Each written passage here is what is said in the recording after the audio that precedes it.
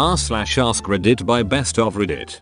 Lawyers of Reddit, what was the best gotcha moment you ever experienced?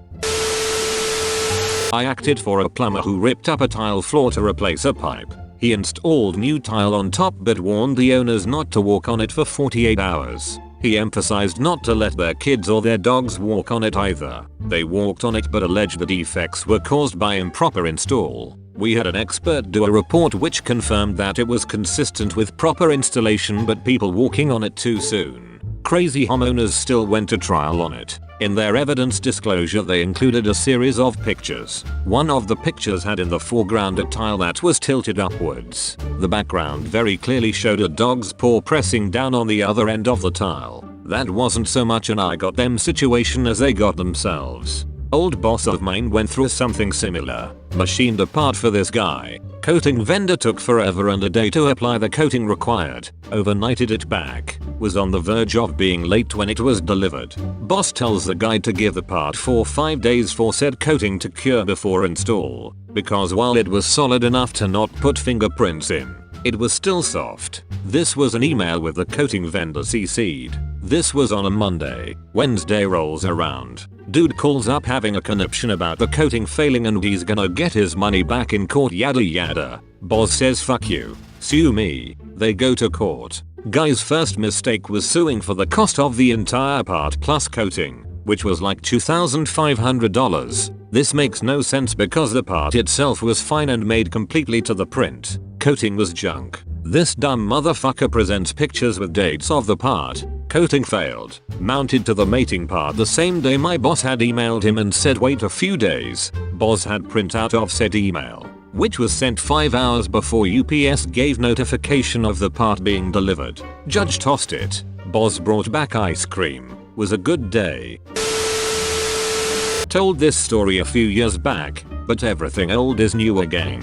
My brother is a divorce attorney. His most memorable case, he was representing a guy in a divorce custody battle who was accused of horrific child abuse. Very graphic, very detailed depositions from the young kids against daddy. Things look grim. Then my brother notices the deposition transcript, done by social workers under oath, contains a question at the end from one of the kids. Did I hit my marks? My brother had previously tried to make it as an actor in Hollywood right out of high school, failing miserably, and decided to go into law, an altogether different form of acting. He wonders how little kids know about acting jargon. Subpoenas the wife's personal checking account during discovery. Sure enough, acting lessons. Deposes an extremely sketchy acting coach, and panics. Coach quickly coughs up DVDs of practice interrogations with the kids, hours of coaching the kids on exactly what imaginary things to say about daddy. He says it was his one and only Perry Mason moment in 20 plus years of practice, and dad got sole custody of the kids.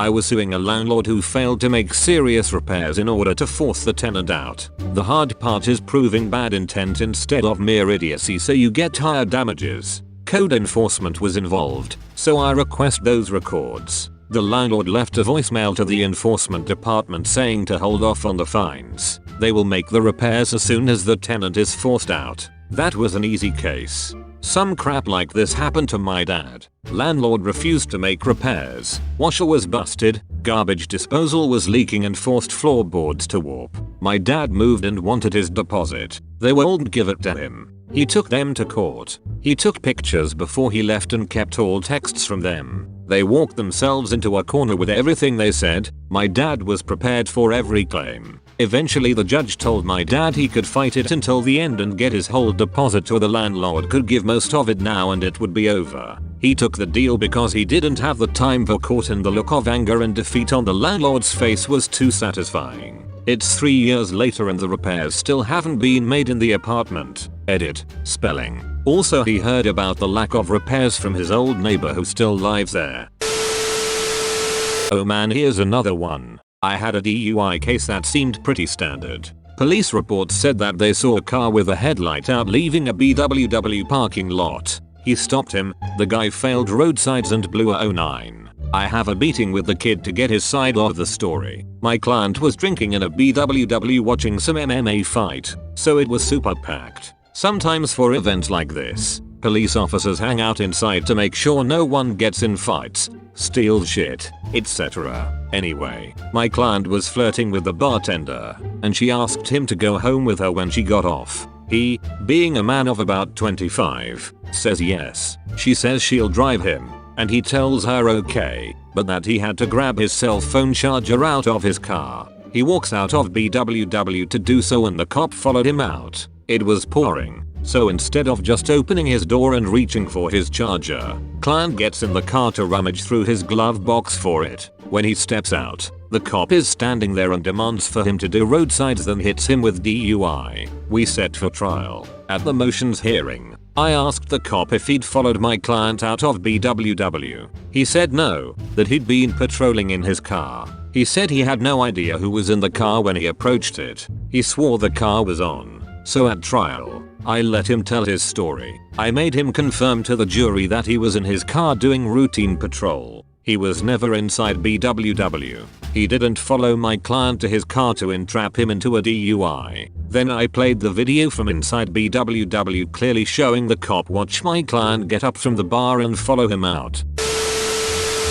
Edit. Wow. So this blew up. I'm gonna answer a couple frequently asked questions. I showed the prosecutor the video morning of trial. There were a few cops in and out of BWW throughout the day. He said the quality wasn't good enough to prove it was the same cop. He argued this to the jury. Obviously, the jury didn't buy that shit. The cop didn't see the video. I had to authenticate it through the guy from BWW who gave it to me, so it played after the cop had already left the stand. I basically just made him reconfirm his statement and let him go. Then argued in closing that he's a lying liar. The cops at least let my client leave his car in the lot, so he just went and got it in the morning. They took him to jail to do the breath test, and because it was his first, they didn't book him. The bartender came and picked him up from jail. They fucked. She confirmed his side of the story. I was representing mom in a bitter custody fight.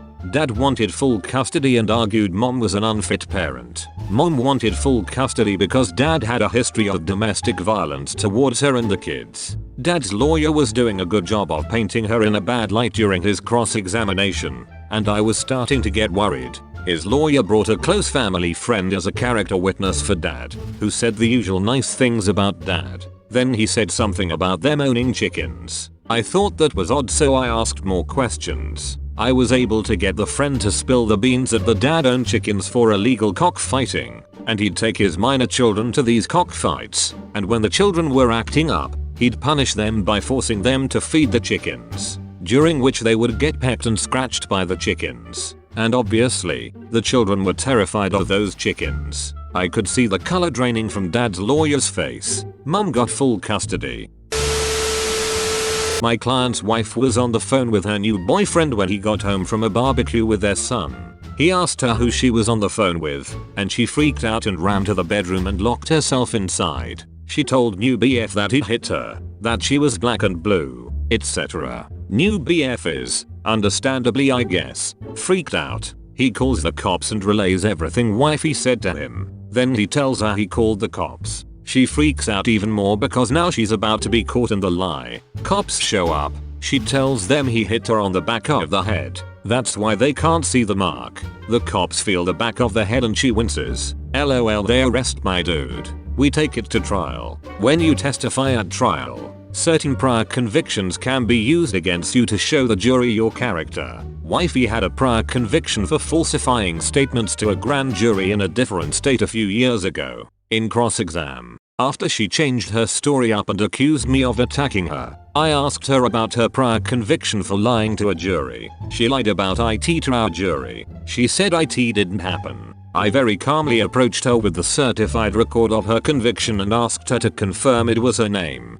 date of birth, then walked back to my stand and asked the same question. She refused to answer this time, just glared at me. The jury walked my client. Edit. 1 point of confusion. Wifey was playing victim on the stand and the bulk of my cross was bringing her attention to holes in her story. She accused me of verbally attacking her, bullying her, not physically attacking her. Someone said this story must be fake because I forgot which role I was playing. LOL. So I thought I'd clear it up.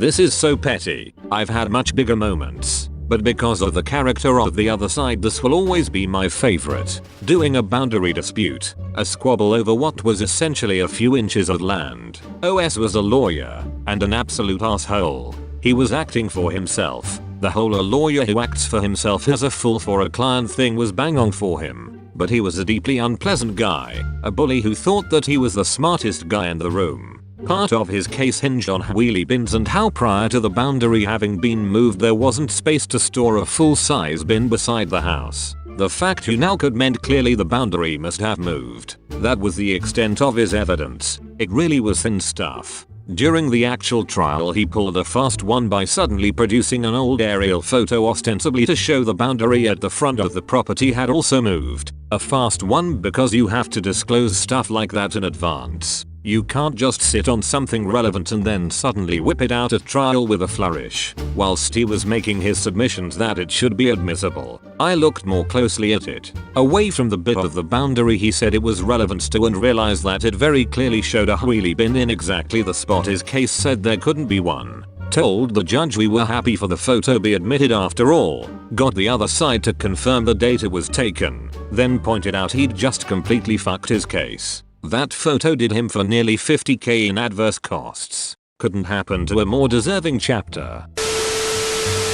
My brother is an attorney. He had a case where the guy said he was permanently disabled from a work accident. At a deposition my brother overheard the guy talking about getting his house remodeled. He was already spending the money he thought he was getting. My brother drove by the house to see how much work was being done and saw the guy carrying bundles of roofing shingles up a ladder to the roof. This was before smartphones, so he drove to a Best Buy and bought a video camera, went back and recorded the guy. He had copies made and sent to the other attorney. The guy dropped the suit and was back at work the following Monday. My brother's client didn't want to pay for the video camera. He saved them thousands of dollars. They eventually paid, but he still gets a little peeved when he talks about it. Thanks for watching. Please like, subscribe, and comment.